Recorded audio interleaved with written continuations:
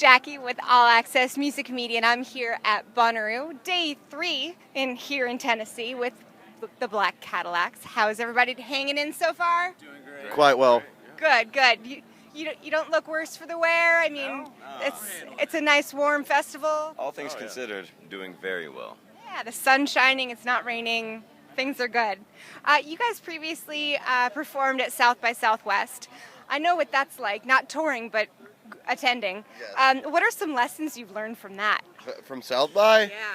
I don't know if there are lessons to be learned. It's like you're going to walk 10 miles every day and not... Sometimes with an amp, sometimes with guitars. Yeah. It's just keep your head on you. I guess you gotta be prepared to not be prepared and Yeah, just right, run exactly, around with your head cut Don't off. get too frustrated because Yeah, there's way too many things to actually see, so even if you make a schedule, you're just going to walk past something and you'll probably do that instead. Right. So just keep an Well, open mind and do that. And our first South by Southwest, we played 3 shows in one day, so I think pacing yourself maybe.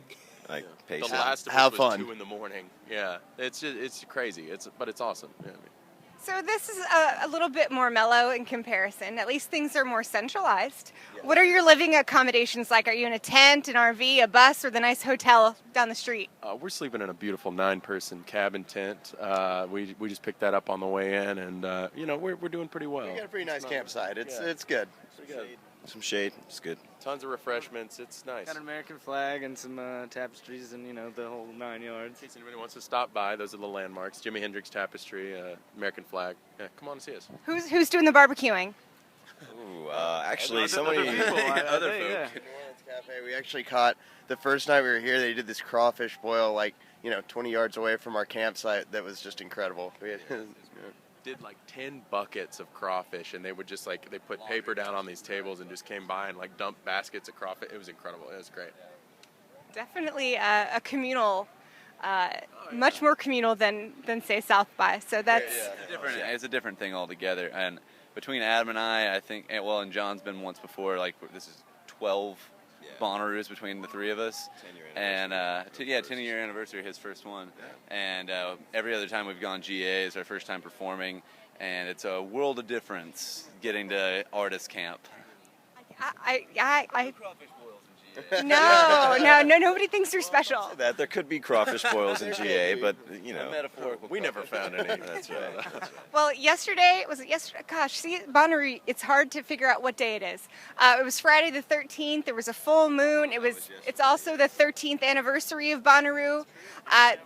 Things got weird. Did you see anything weird, Adam? I saw a few weird things. I saw a lot of things, and most of them were weird. But Most of them are actually, good shows, though. I will say that full moon was really nice. Was it was a nice touch. Neutral Milk Hotel? Oh my played god, last night. that was incredible. One of my favorite shows I've ever seen at any Bonnaroo. Probably top 5 shows of my life. It was really great. and Skrillex summoned Beelzebub from the stage to close off his show last night. It was pretty nuts. He's a Yeah. big Skrillex fan. I got to catch Andrew Bird, which was a huge bucket list thing. That was cool. It's the opposite of Skrillex, I think, but he's amazing. So, yeah. Dr. Dog was really good too. But more importantly, what about you and your music? Describe your sound to the thousands of listeners and viewers out there. It's our own take on the blues-based rock and roll that we grew up on. We grew up on 60s rock and roll and stuff. We do kind of a modern take on that, and we hope everybody likes it. I've kind of been playing around with a genre classification here. I call it, I don't know, this might be off base here, but I said Southern Grunge. It's kind of hard rock. It's kind of, yeah. We got a whole lot of influences. It all stems from blues and where rock and roll came from, like the Stones and all that. But we also, like the Pixies and just anything. The Queens of the Replacements. Stone Age, Pavement. Just we're all over the place. So we kind of just meld that It all gets in together there. into a really high energy rock and roll show. If you sum it up, really, it's just chick rock. We play chick rock. Whatever gets the girls. Ladies. Isn't that why most guys get into music? I mean, come on, it's the we saw chicks it for eventually. other guys, and we were like, those guys did it. Us guys can do that. And then here we are. No, we just really like to play music. That's not why we're playing music. But speaking of influences, and maybe one person that wasn't in it for the girls, Elton John. He's Let's hear my boy. dig that segue, right?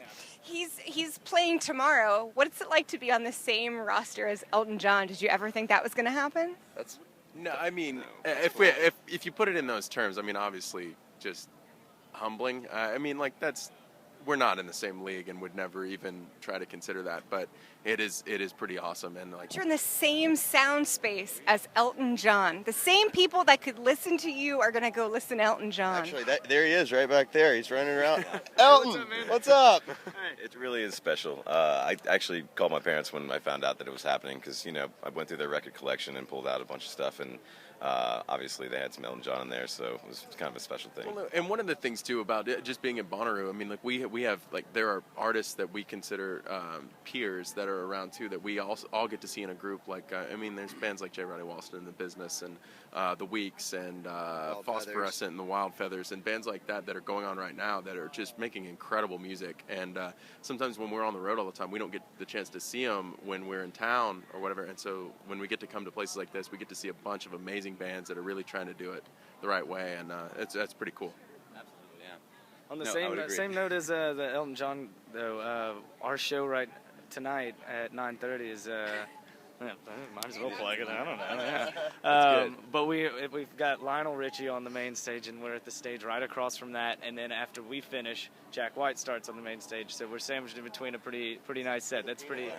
Where's the peanut butter in that Can't brag sandwich? for the peanut butter. Jelly. I don't know. I think Well, I think we're the bananas. I was about to say. We got Nick Cave and the Bad Seeds for dessert, so I think it's going to be really good. It's going to be a great night. I'm just hungry. I'm just hungry in general now, like hungry for good music and for eventually for lunch.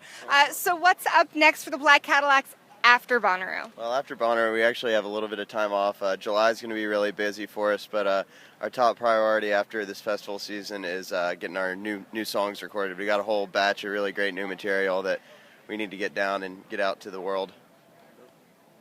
Yeah. You'll hear a lot of that tonight, and we'll be releasing that periodically. So stay tuned.